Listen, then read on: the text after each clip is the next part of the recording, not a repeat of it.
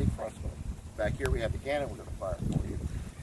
These two weapons had something in common. They were obsolete when they got here. And the reason that they're here is because they were cheap to buy. When you were the leader of an expedition to the New World, the way Spain worked these things was you as the leader were responsible for finding the financing for your entire voyage. You had to rent the ships, you had to get the men, and you had to equip them. Now, this was quite beyond the means of most of these guys, so they had to have investors. Menendez had 14 investors for the enterprise of Florida. So when you're spending that kind of money, like us, they wanted to get the bargain wherever they could find one. Nobody wanted these anymore. The Spanish Army hadn't used them for about 60 years. And the cannon you're looking at is really a medieval cannon. So we'll talk about that in a minute. Now we know there were 30 crossbows aboard the ships. They were being brought here for a very important task, and that was to act as a backup weapon for the soldier's gun, the matchlock. The matchlock's most serious problem was the amount of time it took to reload it, 30 to 45 seconds. Now in that period of time, a Timucuan warrior with a longbow could fire at least 5 well-aimed shots. Not very good odds for survival. So that's where this comes in. While you're busy reloading your gun, the guys with the crossbows can keep shooting, keeping the enemy's heads down while you are reloading. Now the one that I have in my hand is typical of the Spanish crossbow, known as a munitions grade crossbow. What I'm talking about is there's no decoration. There's no carving, there's no inlay, nothing like that. It's just a very simple, plain crossbow. This would be what the soldier would have carried. The stock was made of hardwood, in this case oak. Up here we have what's known as the stirrup. This is the prod or the limb of the crossbow.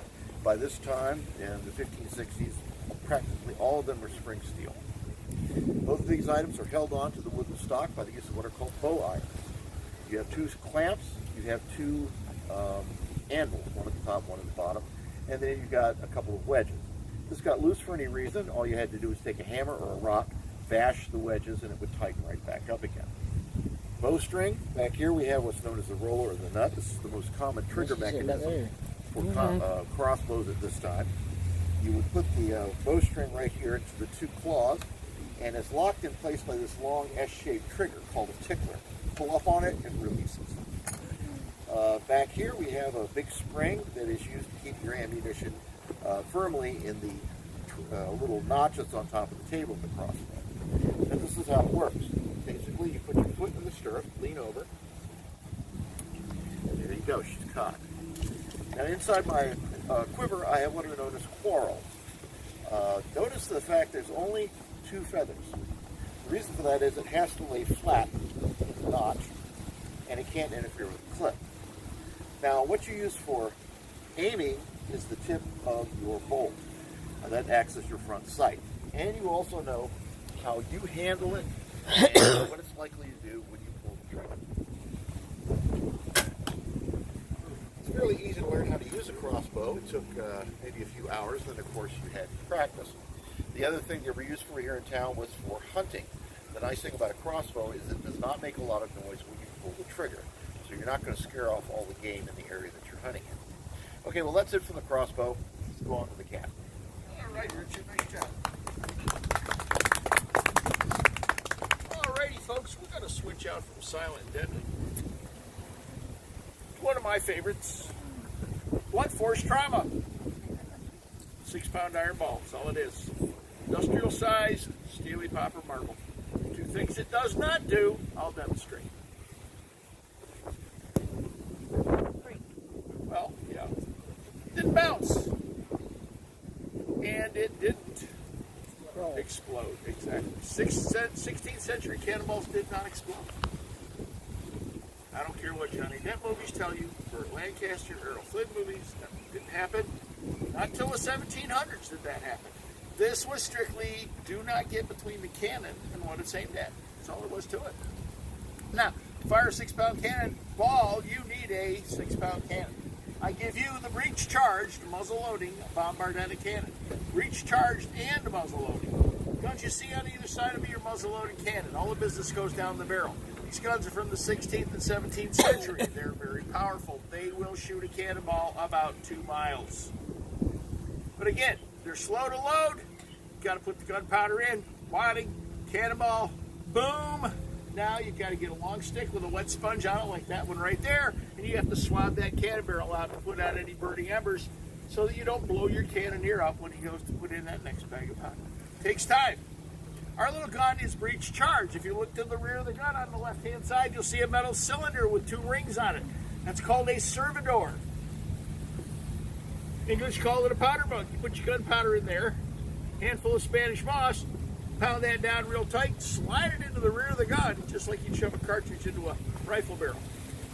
There's one already loaded in there. Now, if you look to the rear, again, you'll see a horizontal wooden block, not that long. That's the breech block. That drops in to keep it nice and tight.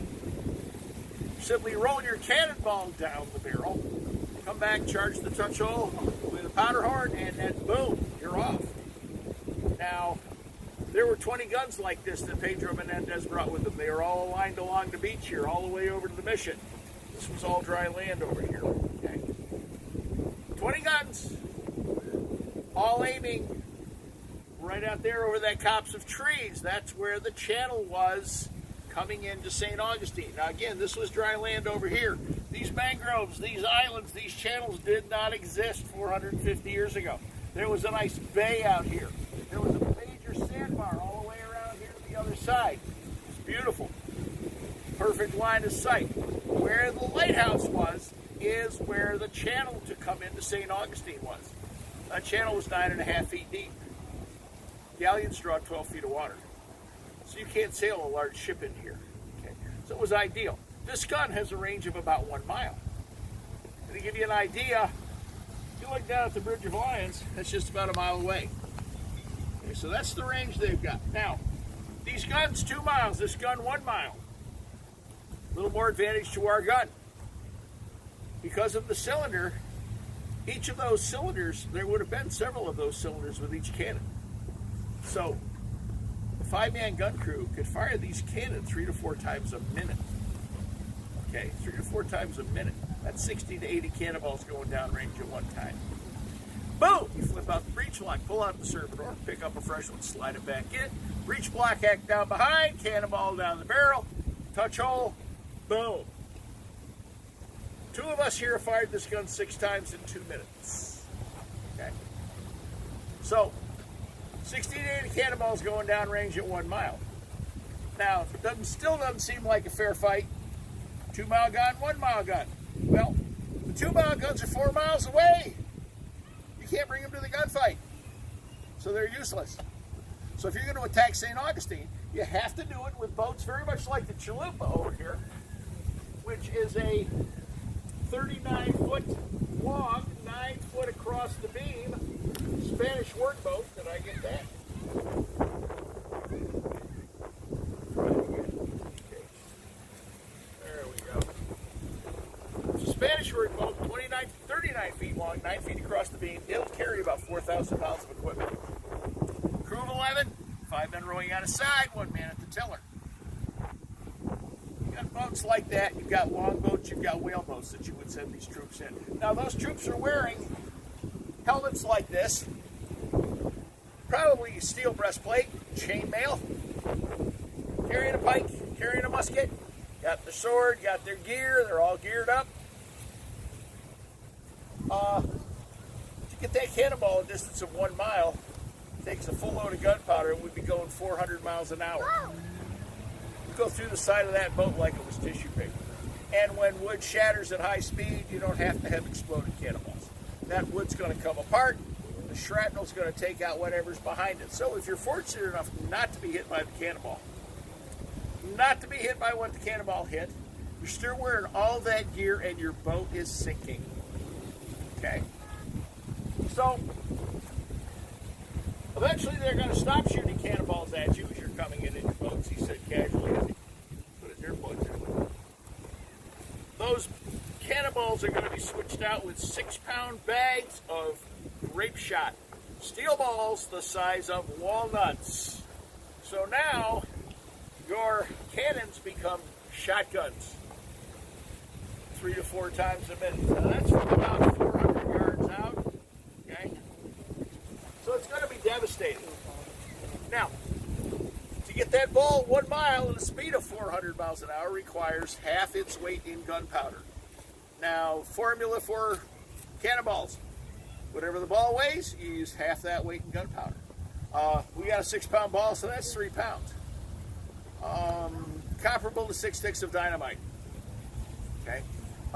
Show of hands. Who wants to go to the emergency room? Always one. No. If we use 6 pounds of gunpowder, you guys would all be cursing us. You'd be going to the emergency room. Richard and I'd be going to jail. We really don't want to go to jail on a Sunday afternoon dressed like this. Okay. Plus, Coast Guard frowns on large steel objects hurtling into the bay at high rates of speed, so we will not be shooting a cannonball either. I know it's disappointing, but we will give you plenty of bang for your buck, trust me. To get the picture you want to get, it's very simple. Point your camera, your device at the cannon, put your finger on or about the shutter button, because when this puppy barks, you're all going to jump, and you will get the shot you want. Mm-hmm. So if we have any little ones back there, please cover their ears. You guys, if you want to, it's going to be fine. If you want to cover up, by all means do that.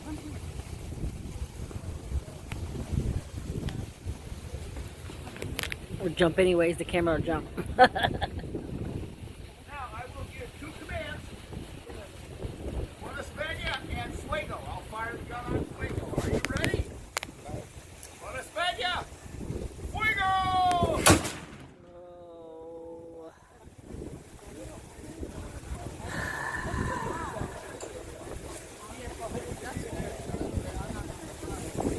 Do it again.